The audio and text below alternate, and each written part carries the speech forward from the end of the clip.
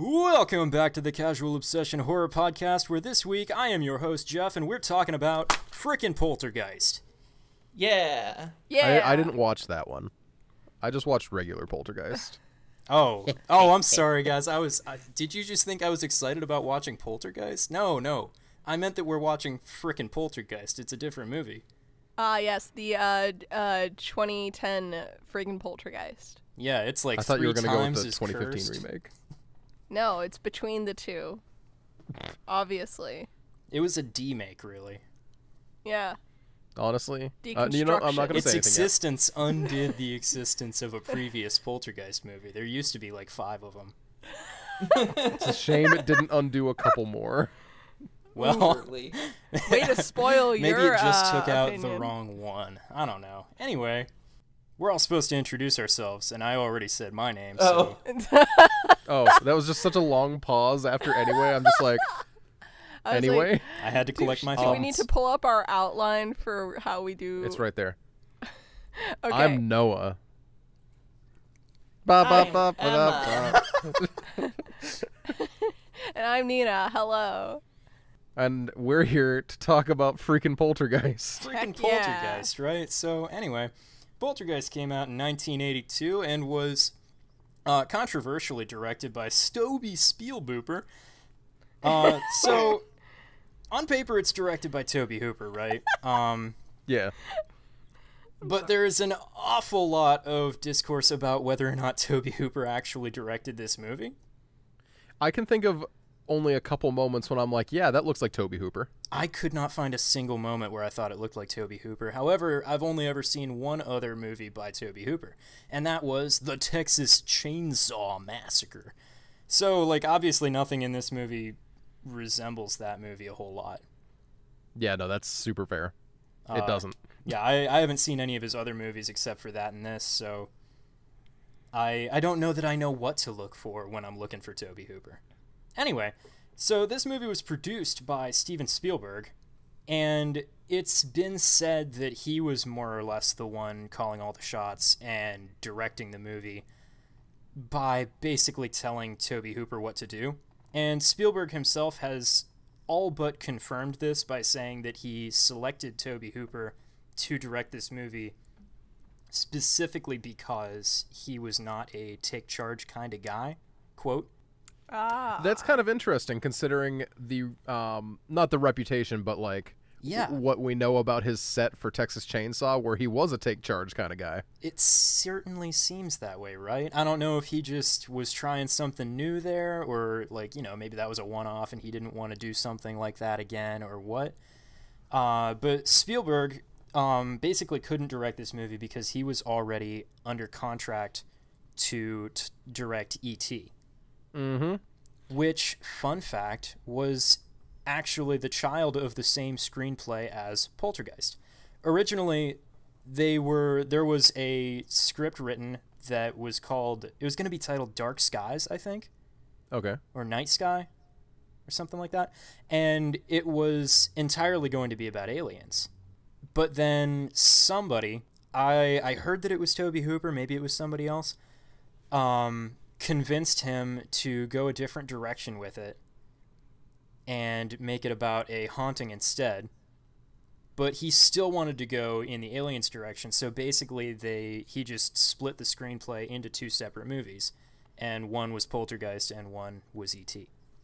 I gotta be honest, that makes a lot of sense. It actually super does. Right?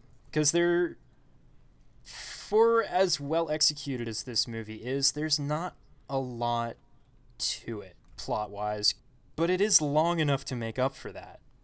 Mm-hmm. And, you know, in terms of, like, non-spoiler stuff, I should probably do the synopsis of the movie, shoot. So, more or less, there's this family, and they're living in a suburb where the houses are all, like, way too close together. I think they chose to shoot in this specific suburb because the houses were so abnormally close to each other. I don't think they were more than, like, 12 feet apart. Yeah, the size of the houses. They looked like... They look too close. It feels I've like seen Edward suburbs that are an Scissorhands. awful lot more spacious than this one. Yeah.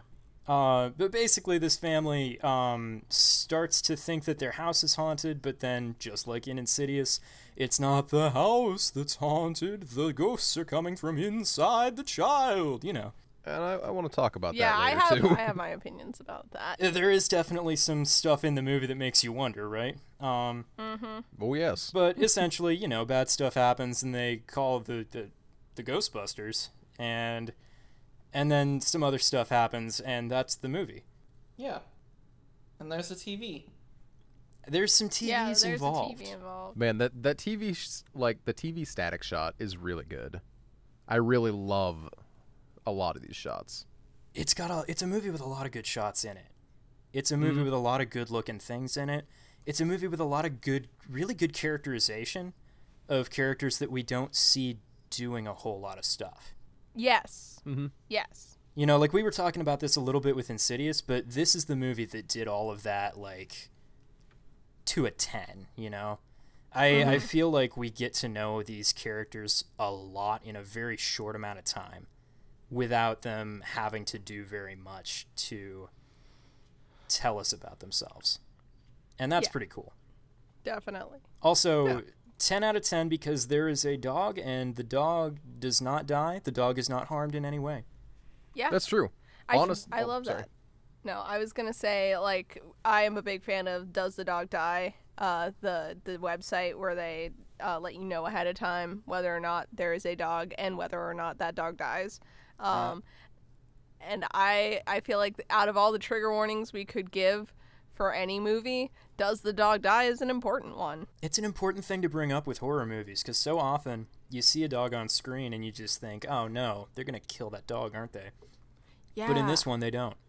They don't. So go And watch Poltergeist. The dog is what's okay. his name? E-Buzz? He's a good boy. Yeah, E-Buzz, what a name. What a kind of name. Why is he named E-Buzz. that? I have no idea. They're a technologically forward family, Nina. They had all the high-techest gadgets. It's short for electronic buzz.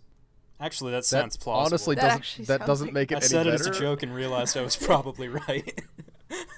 All right. It's short for email buzz, as in buzzwords and emails. He was ahead of Email his time. buzzword. Email buzzword. Early draft of BuzzFeed. That's him. BuzzFeed. Oh, this is going downhill fast. We need Emma's rating. We I need think Emma's is that rating. the No, only wait, we trigger gotta warning we need? Do we Right, recommend non-spoiler. this movie? Right. Do we recommend this movie? I'm gonna start out and say personally, it depends. If you aren't super into horror movies as a whole, if you aren't super familiar with horror movies, this is probably good for you. You'd probably like be okay with this one, especially if you like Spielberg. But personally, I don't like Spielberg and I don't like this movie, and Oof. I'd give it a 4 out of 10. Wow. Wow. So- harsh. If you're looking for a movie to show your kids and introduce them to horror, I think this is that movie, right? Because it's very kid-friendly. Nothing overtly horrific is on screen for the most part. As we mentioned, And the I- dog doesn't die. Exactly. And I really think, like, if you're looking to have a movie to show to your kids because you want to test out whether or not they're going to be into horror with you, I think this is a very safe movie to do that with. However, for reasons I will go into during the spoilery review, I really didn't care for this movie, and people's reactions to me not liking it have made me hate it. And I'm that's trying pretty to remove ridiculous. I am, in all fairness, I really am trying to remove my experience with the movie that people I know have assigned to me and my experience with the movie that I had.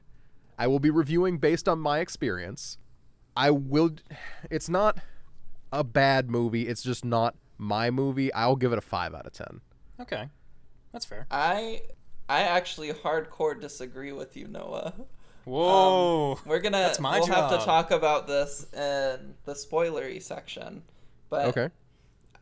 I don't at all think that this is a good recommendation as a good introduction to horror for a kid. Not at all. I agree with you, And Emma. we'll talk about that later. But I did, obviously, as the newbie to the horror genre of this group, I was really surprised by how this movie approached horror and how it did it. And maybe it's because it's older and horror was done in a different way back then. I don't know. But I thought it was really interesting how it all played out. And while it wasn't my favorite movie of all time, I thought it was interesting, and being that it's a cultural landmark for the horror genre, I guess we can say. It is, yeah. I did enjoy it, and for what it is, I would give it maybe a 6.5, maybe a 7. Okay. But if I were to say, like, put it up against like a bunch of older movies, then it would probably be a lot higher. But That's fair. I'm comparing it to like my knowledge and experience of other like newer horror media. Okay. So, I mean, that is kind of where this one falls apart, right? Is we're looking at it, as is the criticism, of course, from a perspective of having seen all the more recent movies, everything that was able to build on the foundation that this laid down, right? Because this movie is kind of the foundation of a lot of modern haunting movies, and a lot of, just everything that's come afterward, anything to do with ghosts, is kind of taking cues from this. I think this movie is really well done. I think it's extremely important. However, when I watched it was after Noah had made his disapproval vocal about it. So I decided, rather than going into this movie being excited to watch it and thinking that it was great the way that I had been, I decided to try and be more critical of it. And you know what? While this movie is really well done and while it is important, it's not all that fun of a watch. I actually am agreeing with Noah. Hot damn. What? Is this allowed? And it's only the second episode and we're upsetting our own formula. It's ridiculous. Disagreeing with our formula set out, Jeff? I don't know. Yeah, but I am going to say that I would still recommend this movie to just about anybody who was looking to get into the genre, because it's an important piece of it, and it's, I think, kind of a soft entry to it, the kind of almost the way that we were talking about Insidious, but I think it's a little bit better than Insidious, just to kind of dip your toes into it, I would agree. Ground level it horror has movie. less horrifying imagery than Insidious does, which makes it automatically a better starting point if you're a total newbie. Yeah. Good old Lipstick doesn't show up in this movie, so Lipstick I does missed not him. show up in this bump movie. your rating how you will in that regard. I missed him. I would give this never movie. thought I'd I think say I'm that. actually going to match Emma's number. I'm going to give it like a 6 or a 7. I I think that's a fair. really fair rating. I think that's. I Pretty think that's fair. a- However, I would add that it does not pass the phone test. The phone test? Not being on your phone while you're watching it. I watched it on my phone, which made checking my phone impossible, but I was 2 beers in by the time that I finished. That's a pretty weird thing to do. Yeah, she watched it on her phone while I was streaming It's with Dan. because you were streaming with Dan, and my computer would not play Netflix while you were streaming with Dan. Oh, okay. Fair There's enough. a reason. It's not like you Yeah. just sat down and were like, "I'm gonna watch a movie on my phone." No, Just- it that- was that a would be it was a weird. problem-solving moment. Okay. It was a MacGyver. All right, Yeah. I'll allow it. We respect a MacGyver. We do not stan a MacGyver, but we respect it. Emma, your scary rating. Yeah, so my scary rating, going into this movie, I was very nervous because my roommate Stacy is a big fan of this movie, and she forced us to watch it at night with the lights off, Of Oh, course. nice. and she just wanted me to have the full experience, Nice. So I was definitely a bit freaked out. It tied Insidious for number of jump scares that got me, with Which was- one. I was gonna say which was one. Yeah. But I was thoroughly creeped out by it, and I'm gonna give it a solid 10 out of 10. Scary. Scary. There we Very go. You know what? scary. I respect it. I Spooky. respect it. Yep. For trigger warnings, I would say that there's at least one thing to mention. There is some body horror. Yeah. There is a bit, yeah. Yeah, there And is the one scene of obviously- body horror. Epileptic warning, epilepsy Yes. warning. I think an Big epilepsy epilepsy warning is warning. very reasonable. Yeah, Yeah. a lot of flashing lights, a little body horror. There's some corpses that might freak you out a bit if realistic corpses bother you. Yeah. Because they are real corpses. I was They gonna say, are are we just gonna actually launch real right into corpses, that? yes. Yeah. I'm going to talk that's- about the curse in a minute. We'll get to it. Yeah. Way to bury the lead. Oops, I swore. But you know what? The dog survived. So The dog it's dog all did. okay. That's what's important. And actually, all the people survive as well, so Yeah, this is a zero death movie. Yeah. yeah. Look, Surprising. Insidious was very close to being zero deaths until like the last couple minutes. Yeah, the last like 30 seconds of the movie, they're like, but what if one person died? Eyebrows. That's the point where they were like, oh no, we forgot to kill anybody in this movie. This is a horror movie. You gotta kill horror people. Who can we get away with killing? I know, the old lady. I know, Perfect. the best part of the movie. Yeah. That way, Yeah. all our sequels have to be prequels except for one. So with all that said, we are going to go into the spoilery part of the episode where Spoiler we country. What did you talk say? about The whatever. spoilery. I tried to say spoilery in like a weird kind of way, and it just popped out. You know, This is pretty good. it happens to the best of us. So, but- Jeff. Oh, I'm sorry. I'm sorry, Emma.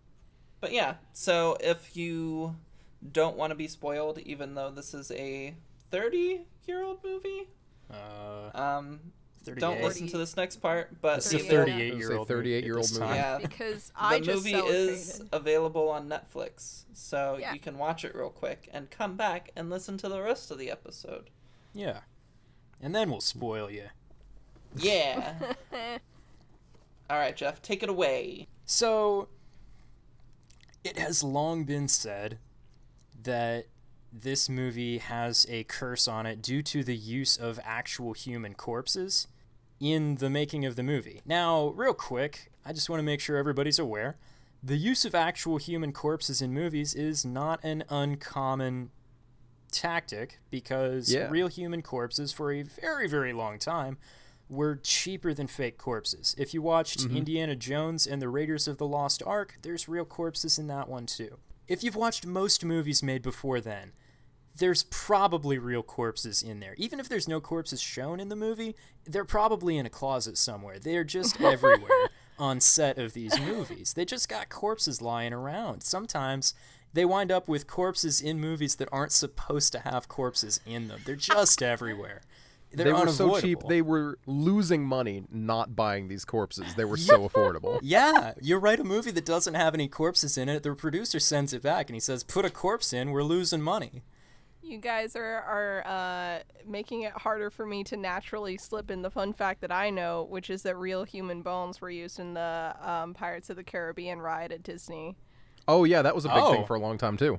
That's Yeah. far darker. One of them, like, there's one skull that's still real, but everything Yeah, else is been everything else replaced. was replaced, Classic and I love Yorick. that. So it's not as weird as you think. Like, it does hugely undermine the like moral of the movie, but A little bit. It really does, doesn't it? Yeah, a tad bit. Anyway, though, so the curse is said to be that a child actor died in the making of each of the original 3 movies, which is not true. Mm-hmm. Because one of the 3 kids that are in this movie, one is still alive. Only one? One. Only one. So, 5 months after the release of this, I can talk. 5 months after the release of this movie, Dominique Dunn, who plays, I believe her name's Dana, the older sister, Yeah. Yeah. was killed by her ex-boyfriend, Aw. in trying to break up with him. Essentially, that's he strangled her, and she died in the hospital. Good lord. Uh-huh. And then Heather O'Rourke, the girl who plays Carol Ann, the youngest sister, died of septic shock from a flu-related bowel obstruction right after shooting Poltergeist 3. Jeez. Wow. Yeah. Now, there are 2 actors who were in Poltergeist 2 who both died shortly after the release of that movie, but they were both far more natural and expected. One was after a long cancer battle, and I don't recall what the other was. It's coincidental, is the point, though. Mm-hmm. Yeah. Yeah. However, not a causation. far more interesting fact is one of the construction guys who catcalls Dana earlier on in the movie, in like 2004, like early 2000 times, got killed with an axe. Oh. An axe murder, like you read axe. about. Yeah. So that's pretty weird. Probably not an actual curse, though. Yeah, no, probably.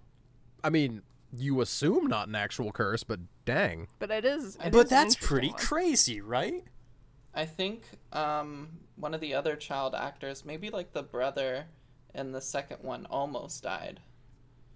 I heard that, and like Spielberg himself like jumped in to like save the kid. Well, that's pretty weird. That kid, Albert Einstein. And that's how you know the curse isn't real. But like, there's a lot of different versions of the story of the curse floating around, depending on who tells you about it. Some people will try and tell you that everyone who is involved in the making of this movie is dead now, which is patently untrue. I was going to say, a 2-second Google search tells you that 90% of them are alive. I've definitely heard that one before, though. Right. And also, some people will try and tell you that if you the curse is such that if you watch the movie, you invite those forces into your home, and then the curse affects you. I've also heard that one. Which I watched this movie for the heard first time sometime last year, and I haven't been cursed yet. As a matter of fact, my life has improved exponentially since then. So, more like Poltergeist blessing. I watched. So this week was my first time watching it, and I'm trans now. So Oh no! Cursed. How did that happen?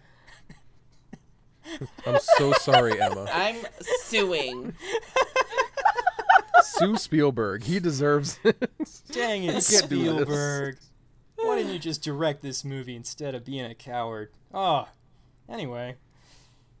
Anyway. But I think what we've all found is that the real Poltergeist curse is not the friends we made along the way, but rather the insults that we get from the friends we made along the way on Facebook when we say that we don't like it. How's that for a transition? Boom! Okay, That so was a good this is- transition. I'm going to pirate the episode from Jeff for a second and just, like, talk about this for a second. So FBI, is this allowed?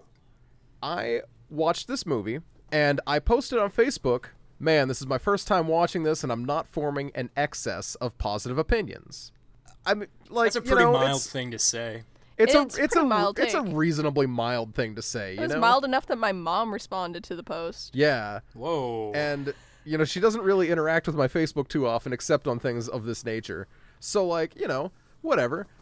I get a lot of comments. Like, one person's, let's see, like 3 people were like, whatever.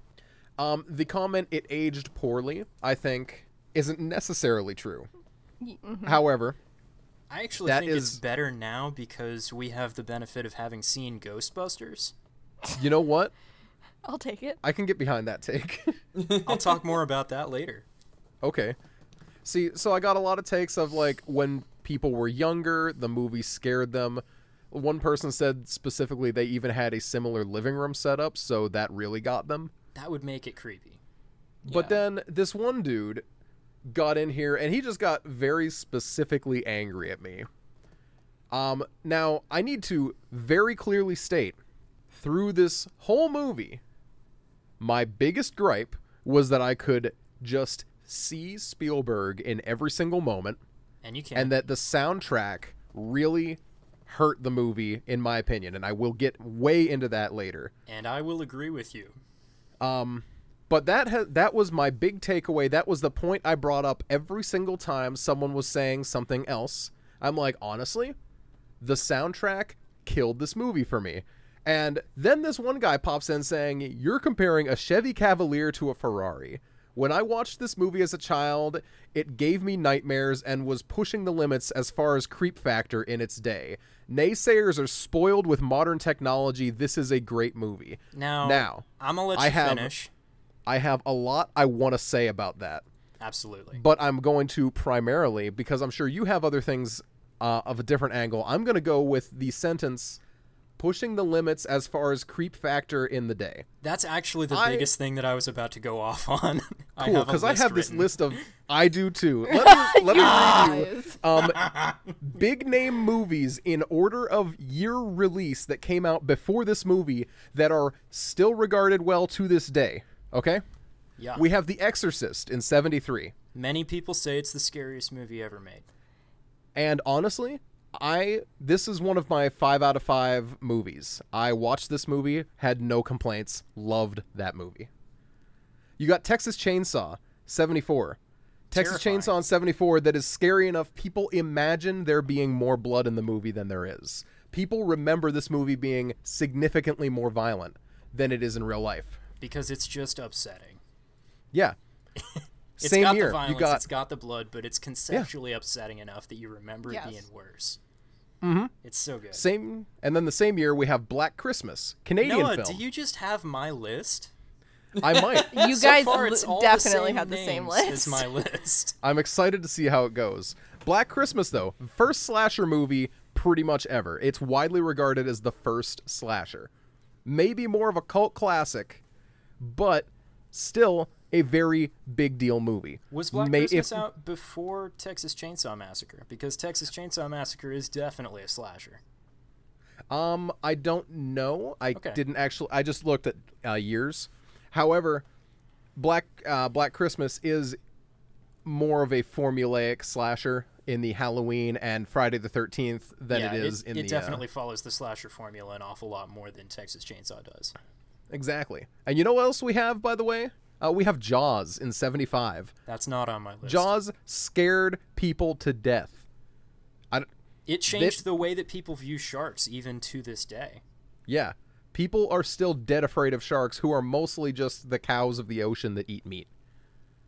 Fuck sharks, though. Wait, honestly. Don't you think cows of the ocean who eat meat should be scared of sharks, though? You know what? Fair enough. I want to briefly interject that Texas Chainsaw and Black Christmas both came out in October of 1974. Well, there we go. Texas Chainsaw was October 1st, and Black Christmas was the 11th. I don't think that's enough of a distance to call either the first. No, they were being made at the same time, clearly. It was just a Halloween of slashers, I guess. What a time to be alive. And that's why people consider Black Christmas to be the first slasher, because it was the first slasher formula slasher. All right, I'll accept it. Unimportant. You know what we had in 1977? The Exorcist 2, which has one of the scariest scenes in cinema considered by many people. Also it's not on my list. It's a really good scene. But I feel like it's important to show how established some of these franchises were before this movie came out in 1982. You know what else came out? Halloween in 1978. Halloween, one of the biggest horror franchises on planet Earth. Scared the shit out of everybody. It did. Alien, apparently. 1979. That's in on my space, list. nobody can hear you scream. Alien was a big deal. Very creepy movie. Amityville Horror, also in 1979. Also on my list. Maybe more of a cult classic, maybe not as much of a mainstream hit, but that movie scared a lot of people. Also, Friday the 13th. More closely related to this particular movie because it's haunting.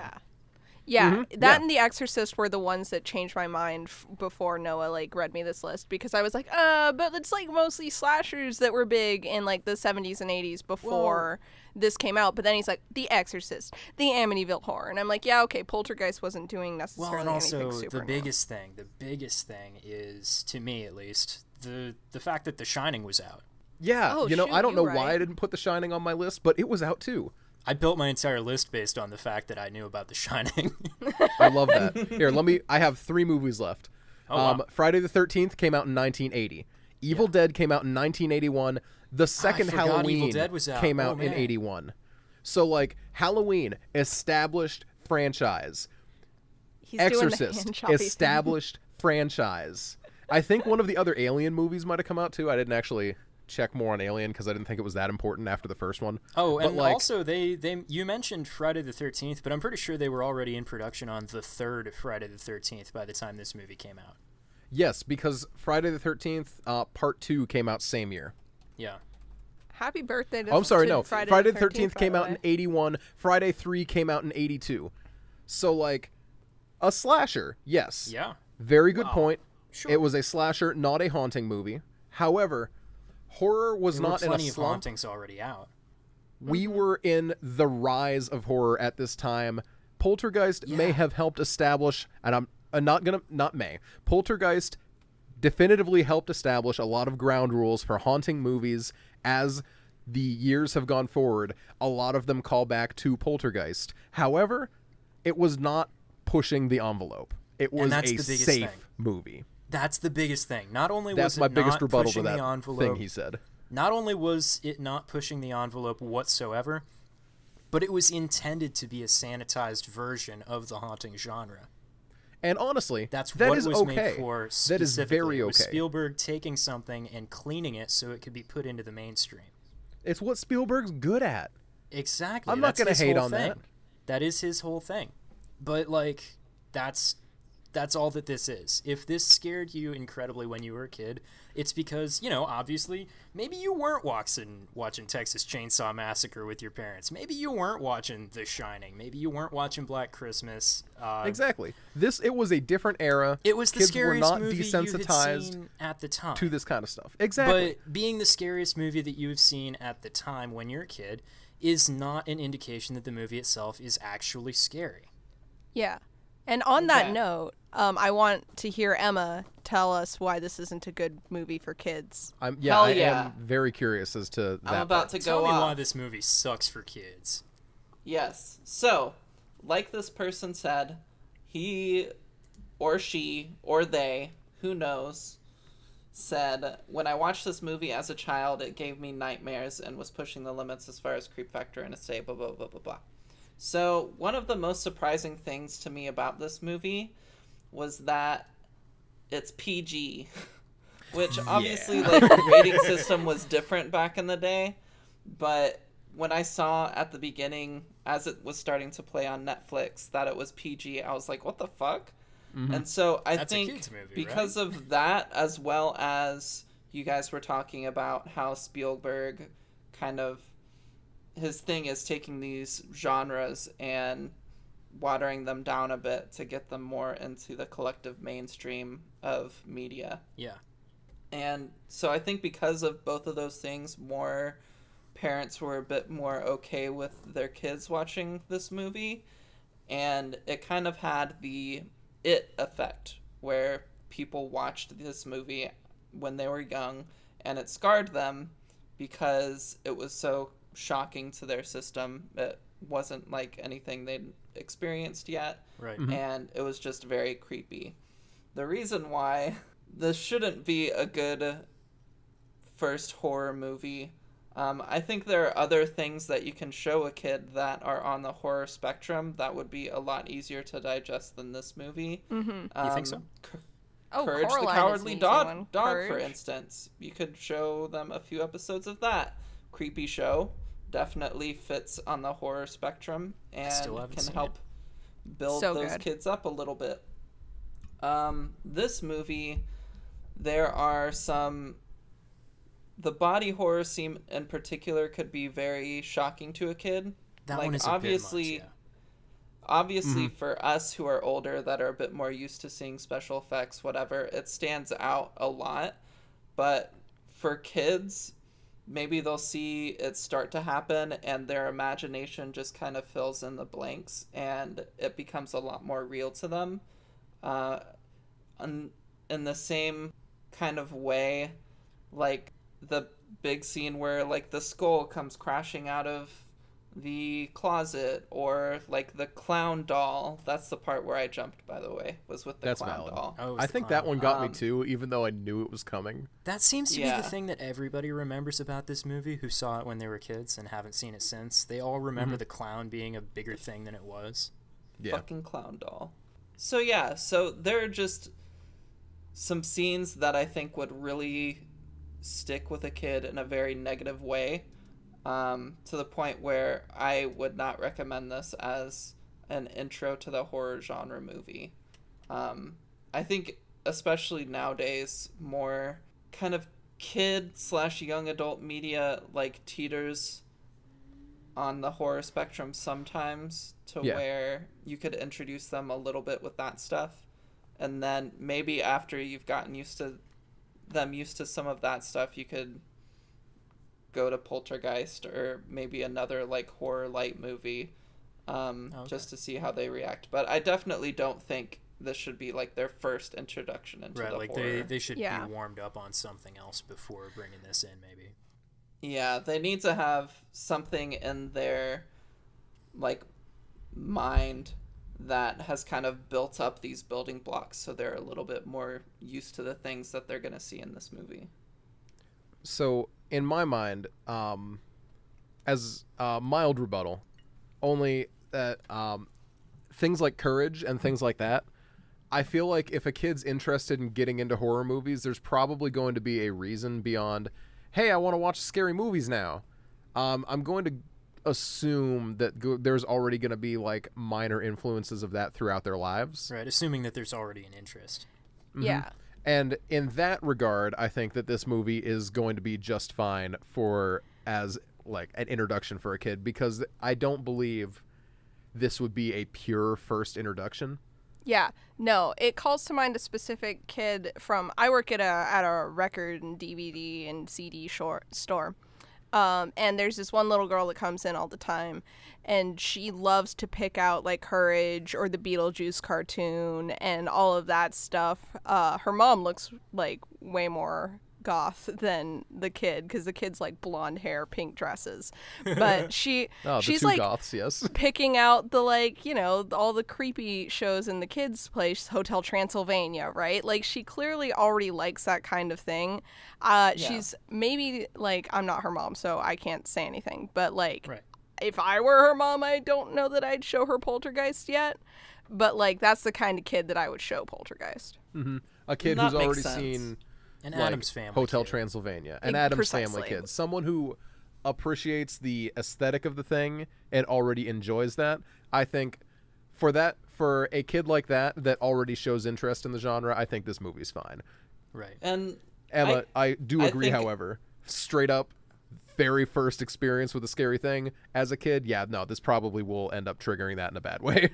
Yeah, and I think talking about it the way that you have, I agree with you. I think a kid already interested and introduced to this genre a bit, this would be okay as like more of a next step into like the actual horror genre.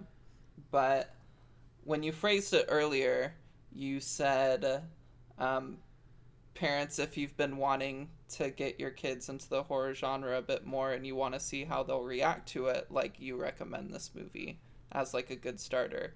And that's where I was like, nope, as well. Nope. I'm what do you call one of the horror groups I'm in on Facebook? That's a question that floats around at least twice a month of, hey, my kid's 3 years old and I'm trying to figure out what to show him. What do you guys think? Is Child's Play and Friday the 13th too much? And the answers vary so wildly that I'm like, you know what? My answer is maybe. Parent your own kid. Figure out their limits, but like, don't ask strangers on the internet. Yeah, that seems like a recipe for bad decisions. Honestly, I think I stand by total blank introduction to the genre with Poltergeist if you are going to sit there with your kid and watch the movie with them. You can't just sit them down and be like, all right, here's a movie, kid, and then go out back and have a smoke, you know?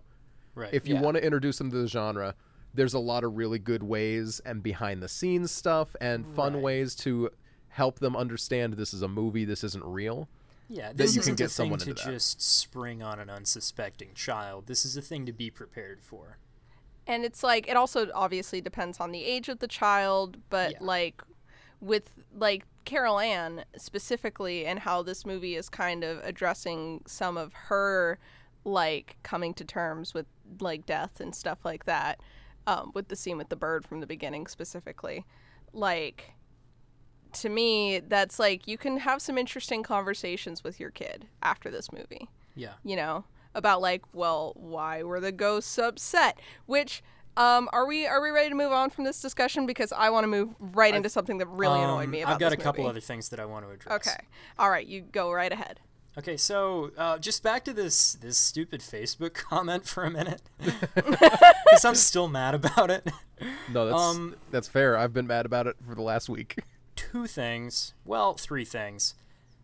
The last part where he says naysayers are spoiled with modern technology. I hate that because two of the absolute creepiest and most effective horror movies that I've ever watched are The Witch and The Blackcoat's Daughter. And I don't know if you have all seen the both of those, but there's hardly a visual effect between them. Yeah. There can be an awful lot minimal. accomplished with no technology being involved, hardly. My favorite like horror effects I've ever seen are practical. The Practical Thing is the like best. the biggest one for me is the effects in The Thing. It's like obviously the original. It's like incredible what they were able to achieve with some hydraulics and rubber and corn syrup. Yeah. It's like Tom Savini's a freaking wizard. so I think the people who are like, oh, you're spoiled by modern technology.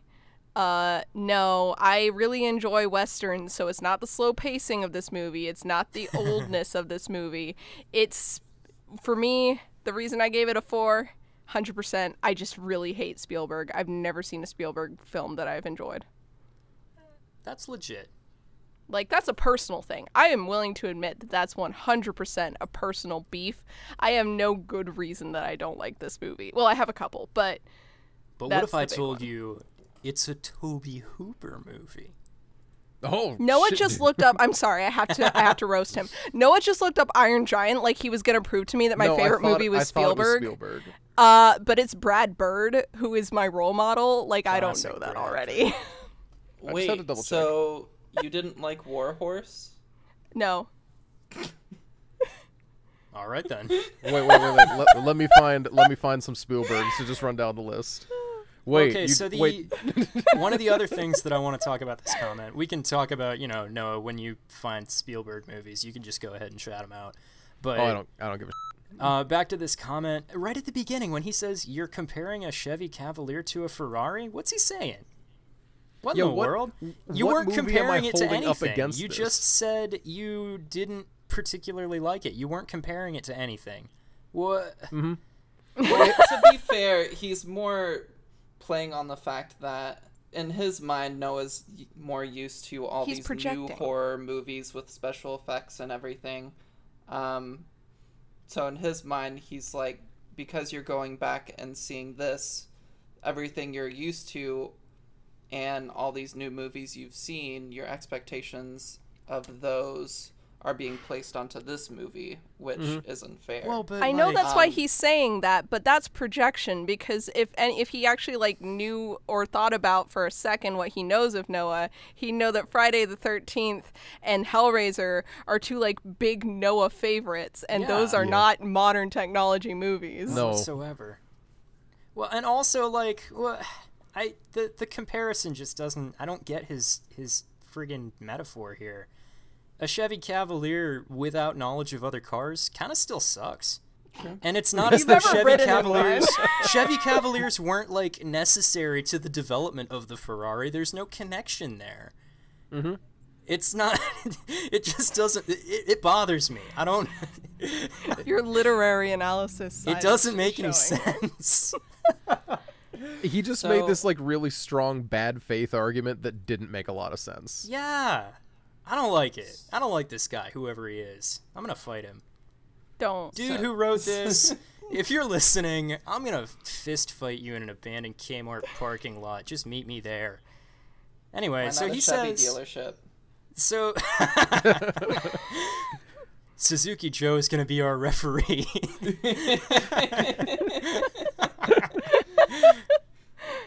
But, like, also, he says he watched it as a kid, and it gave him nightmares. But, like, I mean, come on. A kid will watch a movie that's not intended to be scary at all and find something scary in it sometimes. Oh yeah. Oh yeah. When I have I was a nightmares about kid- Looney Tunes. Yeah, when I was a kid, I was absolutely terrified of the freaking boat scene from Willy Wonka with Gene Wilder, and Valid. it's... I mean, it's still a little weird, but I'm not yeah. scared Oh, of it without now. a doubt. I'm when not I was a gonna kid- insist that it's the scariest thing. See, I was afraid of the Jekyll and Hyde song from Arthur, the library cards special. You To remember this that day, episode? if you do a slow rap about library cards, Noah loses it. But it's like watching Brain transform into Hyde from being Brain got me really bad. There was a specific line he said. He was just like, no, when they asked him to return a book, and he just growled no. But it's very funny looking back at it. Actually, But I he was didn't- afraid to go into my garage because every time I went into the garage in the dark by myself, that's all that I was seeing. Oh my god. Actually, the line that he said, I can't believe I remember this. He didn't just say no. He said, no, renew. Oh, Okay, that's what he guys. said. Guys, you got to stop Guys. unlocking core memories so I can complain about this movie more. Okay, yeah, I'm Sorry. sorry. We need to get I into love this you movie. all, but we gotta move past talking about this Facebook comment. We gotta stop talking about Arthur, It's guys. been, Come It's on. been so long. All right. Anyway, Nina- let's get into the movie. Nina, before you jump into that, I do want to make sure that we give an actual synopsis of this movie and the movie's plot, so that when we're talking about things, people can pinpoint like what we're actually talking about. Okay. Good move. Is that on Jeff to do, or? Yeah, that's on Jeff. Go for it. I am extremely bad at this, as you have probably already noticed. So more or less, the dad is like a real estate salesman, and You're doing great. Do you want someone else to do this? I can do it if please, you want. I was can't. gonna do this. I'm no good. All right. Okay, Nina, Okay. you got it.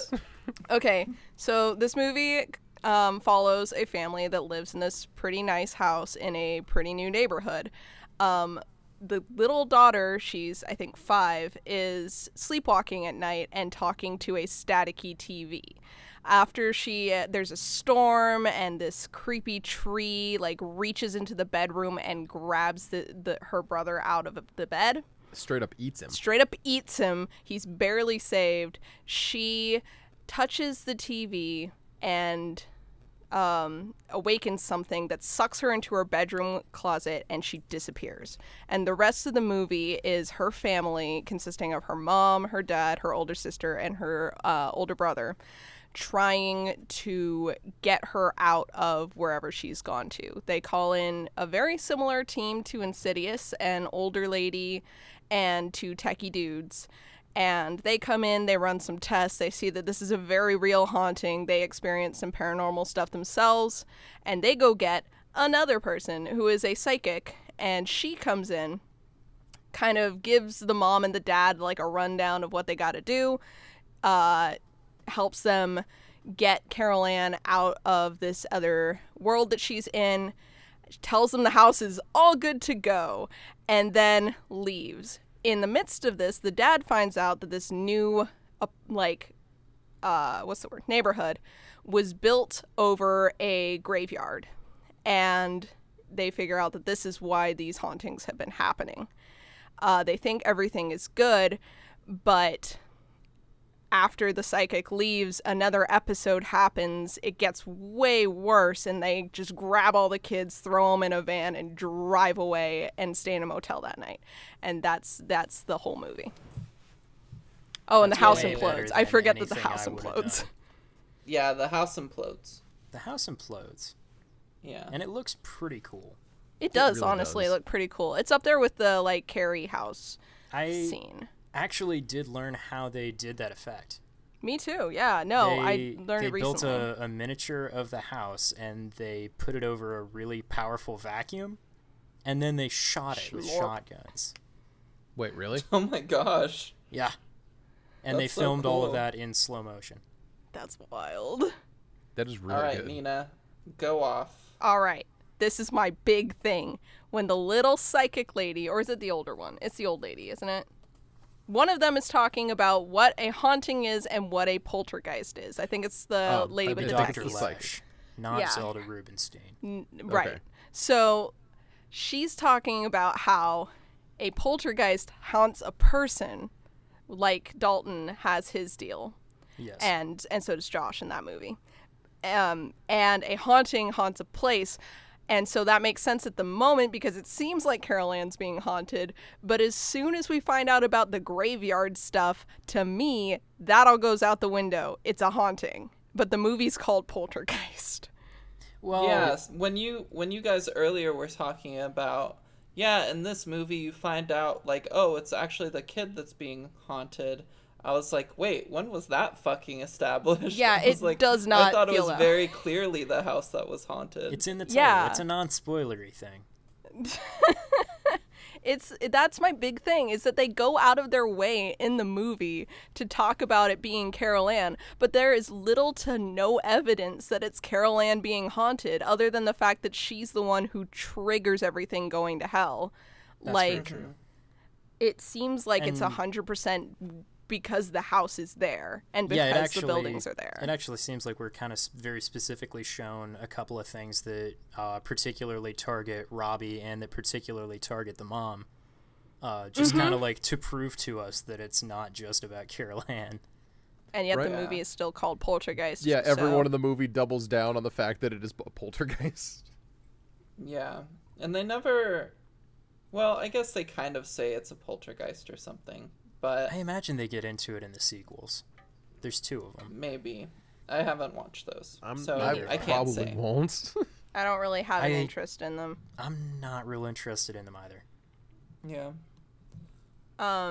I also wanted to talk about, because that's my whole gripe, is that they say it's poltergeist. They tell us what a poltergeist is. They say that that's what's happening, and then it's not. My other big thing is, I think this is actually a big detractor for me when watching the movie, is that so much of this is referenced in pop culture today. That, like, I was super distracted. Every time something happened that I recognized from something else, I was like, Stranger Things, Gravity Falls, and it absolutely, like, the references to Poltergeist and those other things, sometimes, like with Insidious, it's basically the whole movie is kind of a reference to Poltergeist in a way, versus Gravity Falls is like, check out this little southern psychic, eh? So, like, it's different, but it's still, to me, I'm like, and Stranger Things, it's just little things here and there. I was having a hard time taking the movie in as its own piece of art because of what a cultural, like, influence it's had. That's a Yeah. problem with some movies when you see them after they've been such a big cultural thing for so long. Yeah. Because of that cultural influence for me, this entire time when I've thought of Poltergeist, my understanding of it has been, oh, the house was on an Indian burial ground, and so there's like a bunch of weird, creepy shit and hauntings that happen, and then a kid gets taken. And then watching it this entire time, I was waiting for the reveal that it was built on an Indian burial ground, and then it never was. And they And I specifically was say like, it's oh, not even. no, yeah, it's just a normal graveyard. And I was like, well, fuck. I love that plot twist. I love that because it's like, it demystifies the whole Indian burial ground thing, because it's Yes. like, what kind of person wouldn't be mad that their graves had a house built on it? This is not a Native American, like, indigenous exclusive anger that's going Yeah. on here. Yeah. Well, and on top of Yeah. that, what I really like is that we are the movie kind of goes out of its way to show us that the people in the graves were pretty well off. You know, that's what we see with, like, the jewelry coming down from the ceiling in the one scene, and when the corpses start popping up out of the ground, when we see the ones in the caskets at least, they're pretty well dressed. A lot of them have some pretty shiny jewelry on them. It's kind of shown that, like, it's not even as though it's just like a poor people thing. It's like, you know, this is rich people. And Yeah, they no. still are going to haunt you because, you know, even in death, they can't stop leeching off of you because capitalism. Fucking capitalism. Interesting read. I love it. There's a lot of like anti-capitalist, anti-consumerist kind of stuff in, like, throughout the rest of this movie as well. I can talk about that later, though.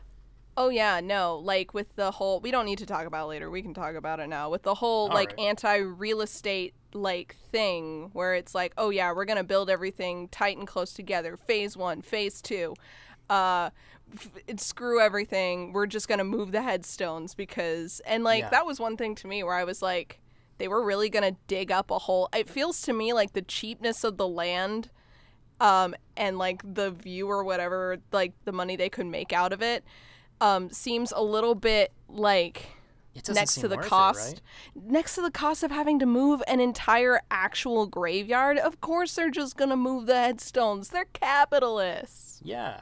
Well, but on top of that, there's a ton of like imagery in the movie. Like you probably noticed just all the brand name stuff that is all over this movie, everywhere. And like one of the best like little like imagery things that I noticed is like how Robbie is terrified of that clown, right? Mm-hmm. Yeah. And how does he defeat him in the beginning? He covers over his fear of the clown by throwing that Chewbacca jacket over him.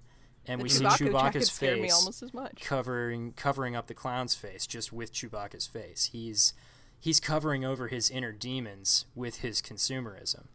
But then when the jacket doesn't work, the clown actually attacks. When we are not able to mask our misery with our consumerism, our inner demons are able to actually attack. But it's only when they attack that we are able to finally vanquish them. I thought that was freaking cool. I like that Because read. it's not any amount of actual, like, psychics or power Christ compels you or any of that defeats that haunted clown. It's just Robbie saying that he hates it and ripping it apart because he let it attack him. Yeah. I thought that was I like pretty that. cool. I pretty like that read a neato. lot. I want to go back to one thing that Jeff said really quick, if everyone else is fine with it. Yeah, go for it. Yeah. What Do you Jeff need me was to say saying it about Nah, I got it. The characters in this movie and how like fleshed out they are. My favorite is Dana. Dana is my absolute favorite. And I was actually talking to Noah. I think another part of why I didn't like this movie is because there was no audience surrogate for me. I couldn't really relate to the parents and their fear of their kid being taken. I couldn't really get into the whole childlike wonder thing with the kids. Dana was my audience surrogate, and she was only around for like cumulative 10 minutes. She's the foster. Yeah. Yeah, she is the foster. The parents aren't isn't paying she? attention to her very much, and that's why she acts out the way that she does, and that's why she's as confused as she is and as absent as she is. I mean, she was the smartest fucking one in the movie. She's Yeah. like, screw this, I'm staying at other people's houses. Yeah, that's a while smart this move, shit's right? going down. That's the She smartest knew move what there was is. up.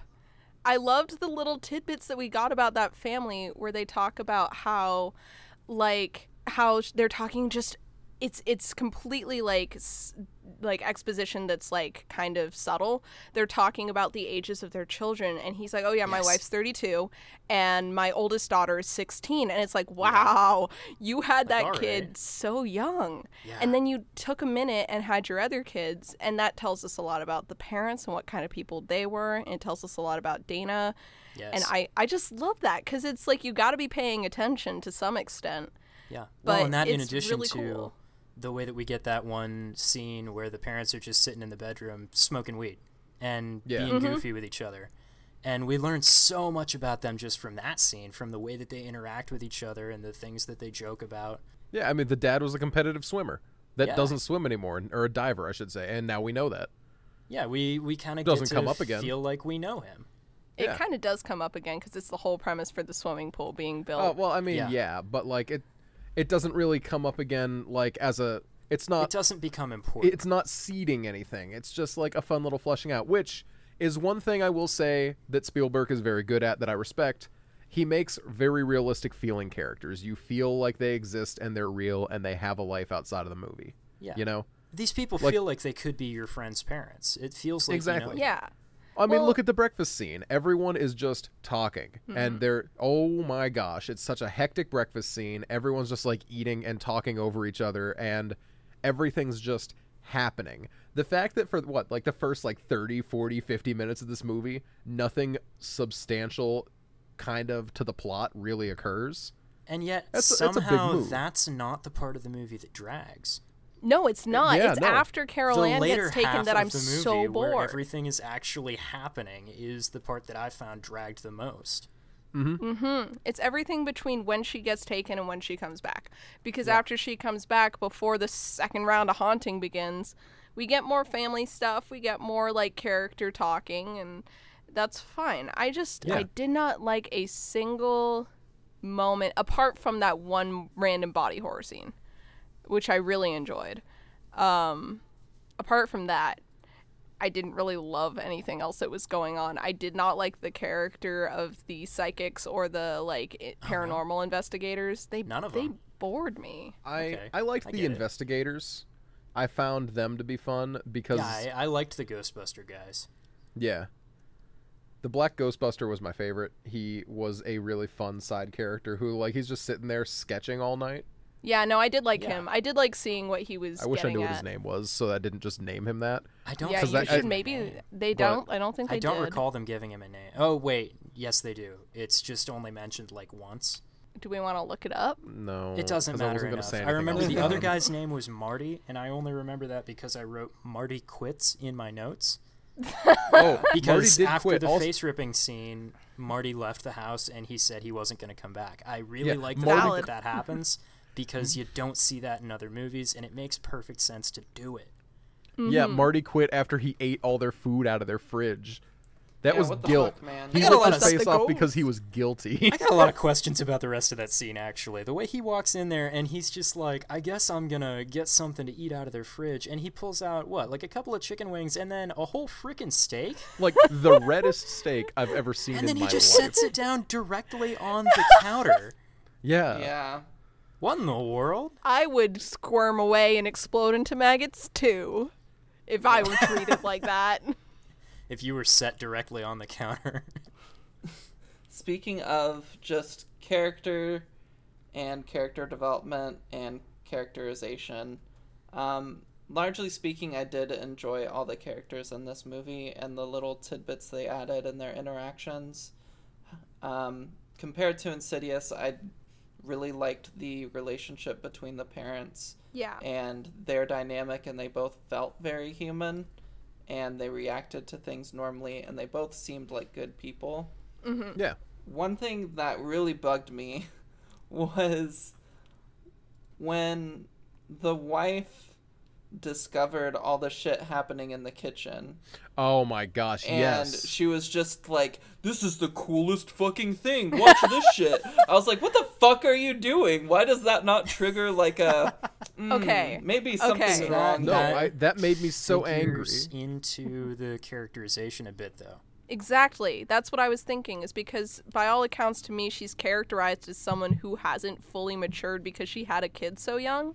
Oh, Like- okay.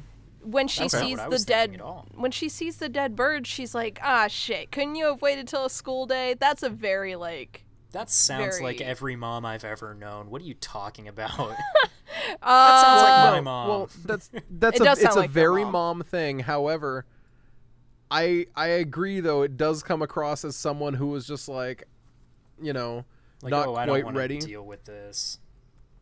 not really ready. Her interaction with Carol Ann about the death of the bird doesn't really feel like someone who's ready to have that conversation. Fair. Like, you've had Yeah. 2 kids. Surely you've already talked about the death of pets before. Also, on the note of death of pets, they get her a fish immediately, and then this girl just I- keeps Oh my aggressively god, I feeding had the fish. such a I hard think time they watching already that. had the fish. Oh, well, No, regardless. because She asked if she could get a goldfish. Yeah, Oh, there it okay. is. Yeah, because she did ask, but she's just sitting You're right, I there missed that. shaking food into the fish tank, and the mom does not specifically say that she could kill the fish by overfeeding them. Like, Oh, they turn into sharks. I'm like, yeah, she said that they I'm turn into begging you sharks. not to say things and like she that. said that, and I'm just like, no, sharks are cool as hell. Tell this kid that she's gonna kill her pet if she's not careful. Don't tell her she's gonna turn into a shark. Your fish is Listen, gonna explode. Okay, but I real quick need to talk about something Okay. very important to me personally. it. Sharks are not cool. Sharks are scary. That's Jaws Um, propaganda. Jaws A again. mom bit my mom was bit by a shark when she was pregnant with me. Oh my god. what? Oh my Yeah. god. I'm gonna text her right now. What? I'm gonna go find her. I'm gonna be like, is this true? Is she missing It a leg or is. something? She was no, it was a baby shark. Oh. Baby shark. Yeah. How dare It was you. a baby shark. It bit her on the leg, and left a mark. But she was bit by a shark when she was pregnant with me, and I think that fear and that like survival instinct against sharks has fed its way into me, and now I do not fuck with open water. Are you gonna go find Neither a does shark Noah. for revenge so you can kill it? No, because bite it's it. open water. Oh, Come on, Jeff. Get with the It's got program. its, Well, but don't it's you got want its revenge? spot. I've got my spot. don't you want to go bite that like- shark that bit your mom? Nah. Okay. So, yeah, that was my piece about sharks. So- Thank you That's for super listening. valid. I don't know. Super valid. I felt like the mom's reaction was more because of like the kind of person that both parents were before having kids. Like not because they were so young, but because they were Hippies? likely kind of like hippies. Yeah, as we can kind of see evidenced by the fact that they're, you know, living in the suburb and smoking weed and stuff. Smonk. But they're just the ones that grew up and got jobs and such, you know? Yeah, Yeah. yeah. And I no, kind that of thought that makes sense. she held on to that as a part of her person a little bit more than the dad did. But only a little, because I did like that he wasn't like Josh, where he was like, "You brought a priest over? I will not have this skullduggery in my house." But when he sees the evidence that it is in his house, he's not excited about it. He's not like ambivalent about it even. He's extremely freaked out right from the get. Which is valid. Yeah. Which makes sense, yes. He believes her. He believes it And- immediately, but he is very not excited. He is super unhappy. I also would like to talk about how I mentioned earlier that it was interesting how this movie used light differently than I've seen or imagined in other horror movies or shows. Yeah? And that, largely speaking, it's a pretty bright movie. Yeah. Like, a lot of the time in modern horror, they use darkness to kind of show, like, evil or hauntings or whatever. Yeah. And the light Or they put that is blue most of filter the time over it. considered, like, a safety. Mm-hmm. But in this movie, the haunted closet that fucks with everything is completely light. A lot of some of the more like notable scares happen in light, or when light is kind of shown on a thing. Yeah. And largely speaking, when it was dark, I was like, okay, nothing's gonna happen because like Yeah. it's dark That's right a now. really good point. When there was like, yeah, The only things that really happened in the dark were like the corpses when they were running out of the house, but that wasn't yeah. like scary for me or anything. Nah. So I don't know that I would count it. The kid getting swallowed by the tree, but even then there was constant lightning. Yeah. So everything was illuminated. And then the clown. The clown happened while it was dark. Mm-hmm. Yeah. But yeah, so That's pretty I neat. just thought that hadn't was caught very that. interesting. yeah. Speaking of the light, I want to address something I like to relate to the purple-haired general in The Last Jedi. It's called the "Why don't you give me all the information" clause, and I have this gripe with Zelda because, hey, what are you doing telling the parents to trust you but then not giving them all the information? Oh, go into the light, don't go into the light, go into the light, don't go into the light. Which is it, man? See, I kind I of thought mean- that was a misunderstanding on Steven's part, because when she started saying go into the light at that point and he freaked out, she wasn't talking to Carol Ann, she was talking to the other spirits, trying to get them to go toward the light. Yeah. And I felt like he was misunderstanding her at that point. I was misunderstanding too because I did not pick up on that. Well, yeah, I did. mean, I did, The but medium- it was not well communicated. yeah, and that's the kind of the medium point, I had suppose. But the medium had said that they were going to use the daughter to As help bait. draw the spirits to the light to help them pass on. And so I'm the same with you, Jeff. I think it was communicated, but in the moment he was freaking out and yeah, he was like, what the fuck are you saying? Yeah, Also, I it mean, was for more sure communicated to she the wasn't mom being as anyway. clear as she should have been. Yeah. But yeah, I kind of felt like that was just him not getting it. Yeah. Also, while we're talking about Zelda, a big gripe I had with her character, Okay. I didn't enjoy the fact that they cast a little person as their psychic, because this movie came out in the era when little people were cast in movies as like, get it? They're tiny. And that was like kind of the reason. And the fact that they took the most out there character in the entire movie and they're like, we'll cast a little person for this, felt less than cool for me. Okay. And I see that. I get it. I think this But- is something that if they did it again in modern era, don't think it would bug me as much, because that's not the same kind of stereotype as much nowadays. Okay, so here's But, the thing, though. you know, They shoot her with a lot of dignity, don't they? They do. they do. They treat her they- very well. Right at the moment when she's introduced, it kind of goes out of its way to show us how short she is. But then immediately after that, once she starts talking, everybody else sits down on the floor. And they're all lower down than she is. So the way They that did she's shoot her shot with is kind of dignity, like, yes. you know, she is very small, but she is powerful. Mm-hmm.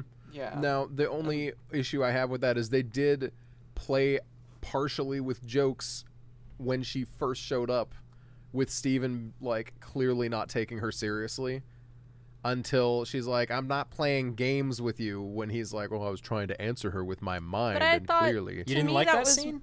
That was There to were- me more of a. It was in the middle of me being uncomfortable with her casting, so it landed not as well for me.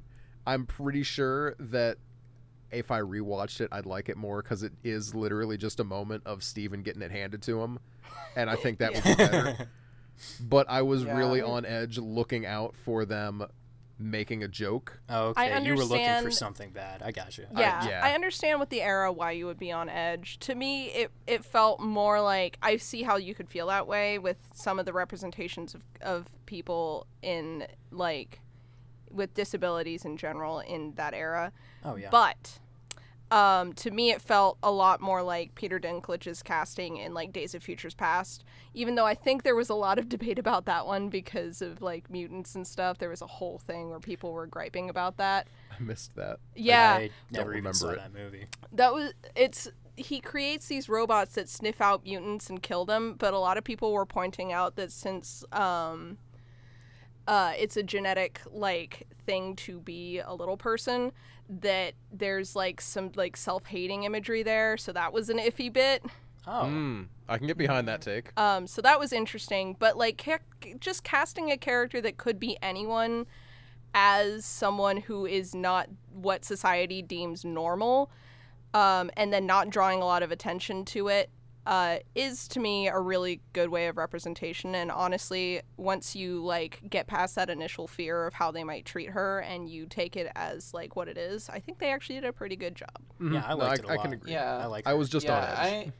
I thought they were really respectful towards her. Like, I think the instance that you're talking about, Noah, is more related to the fact that he doesn't believe a medium is real, Yeah, and cynic. is kind of messing around with that notion, but it has nothing to do with her being a little person. Yeah. And besides that, I don't think anybody really says anything about her height or jokes about it or I don't think so. anything. No. They just treat her kind of like a character, and they're weirded out by the fact that she's a medium. And there's a little bit of hesitancy with that, but I thought I thought it was good. Well, Yeah. I do see what Noah's saying, though. I just thought about this in the fact that there's only one, like, not weird being, like, a medium, right? Like, character. There's only one, like, spiritually weird character, and that is the character that they cast as again, someone who society doesn't deem as quote unquote normal. And that's where I can see maybe a little bit of a gripe, is it's like, oh, you didn't cast, like, the Doctor as Zelda, you cast, like, the medium. But then again, I feel like that's a pretty small gripe, but I do kind of see where that you might get a little concerned. Yeah. But yeah, all that to say, they did treat her with respect, and I appreciate Yeah, that. I thought so. I liked Yeah. it. I do think if I were to see her in a different movie and she wasn't a psychic, I wouldn't believe it. I think that's the only kind of character I could believe her playing. Just because that's kind of the way she that does she give is. off The way vibes. she carries herself, you know? So we're getting pretty far into this, and I haven't brought up my main gripe yet. So The I do want soundtrack, to right? I The do want to soundtrack. talk about the soundtrack. Let's and how talk this about that soundtrack. this I've been looking forward soundtrack- to this. reeked of, and I did check just to make sure that it wasn't the same guy that did E.T. No, it because was Jerry the soundtrack Goldsmith. reeked of E.T. for me, but it was not John Williams. But this movie, every single bit of it just was dripping with Spielberg, and that Yes. includes the soundtrack that, in my opinion, neutered a lot of really good moments. So that The is the music- thing. I think Jerry Goldsmith saw who he was working for and knew what they wanted, and he decided to just try and channel Williams the whole time. Because the whole the whole yes. soundtrack, absolutely, it's John Williams worship. That's all it is. There is one moment that the soundtrack, in my opinion, fits the tone of what the movie could have been, and that is when they are getting their explanation of like the back info of like hauntings and the house and the area. Yeah.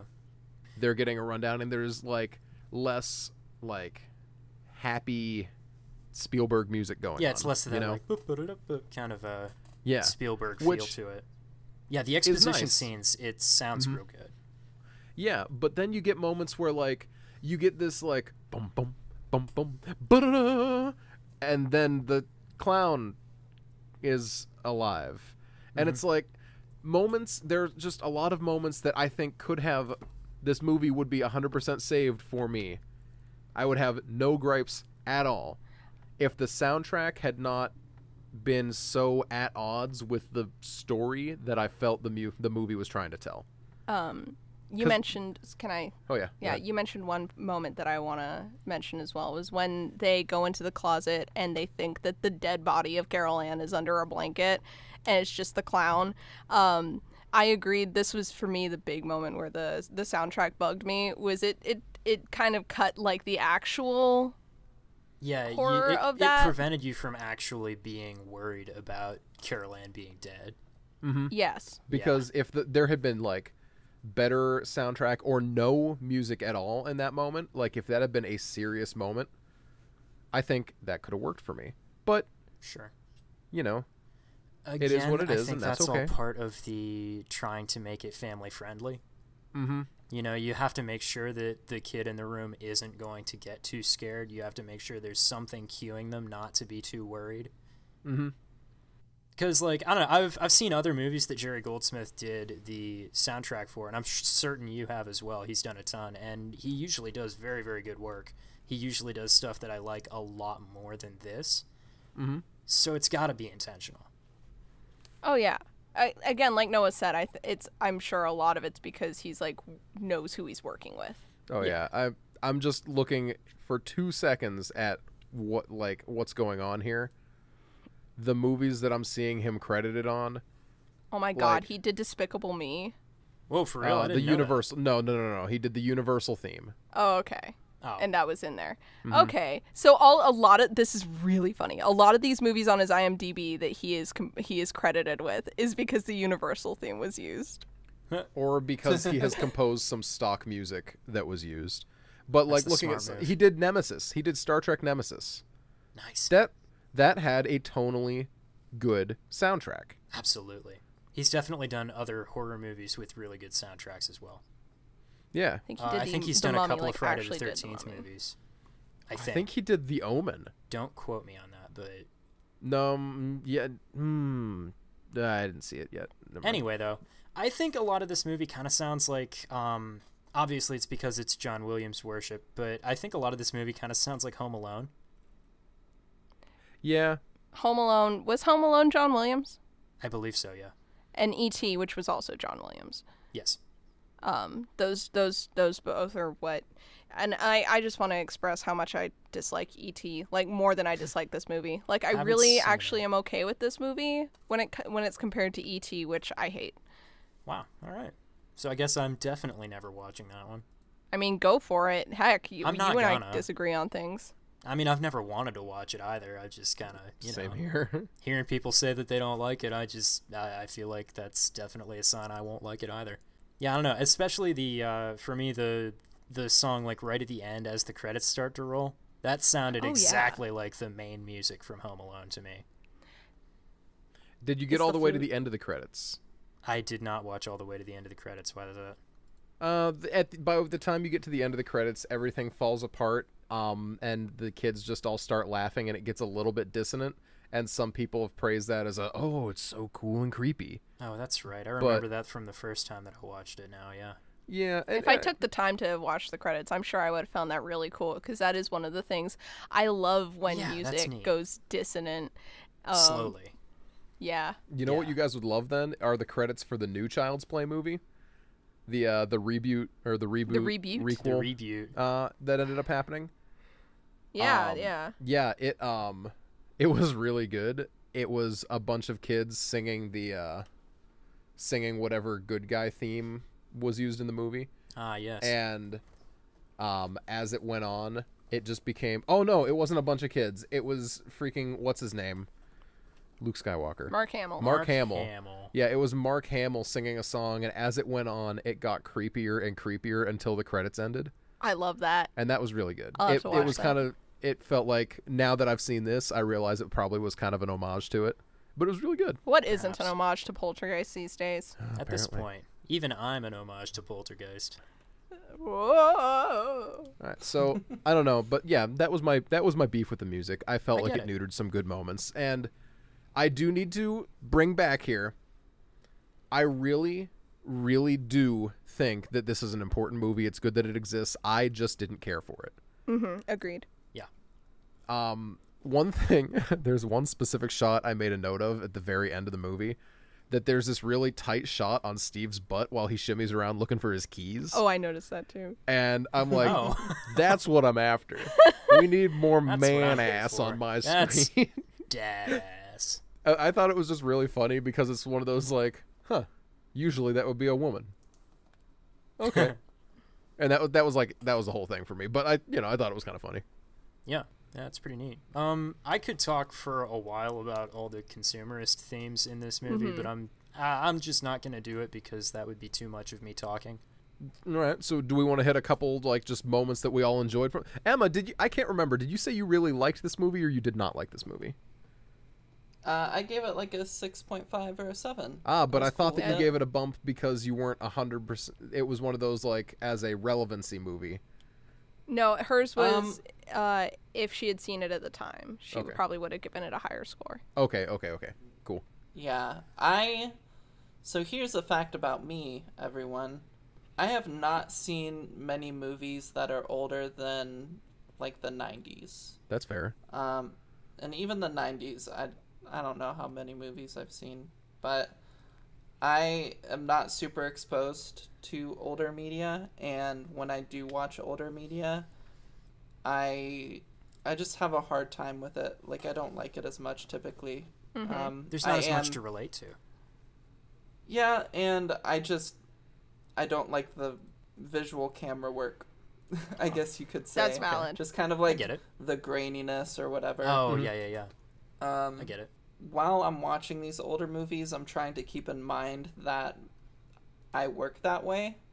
And so I'm trying to give these movies like more leeway.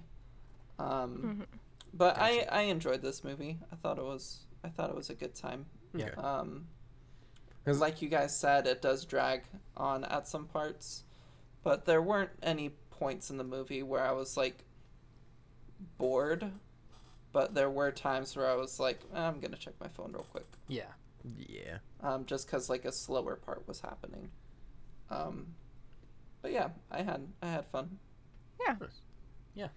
I tend to just like anything with ghost detectives in it because like I just think they're fun to watch. Yeah, that's fair.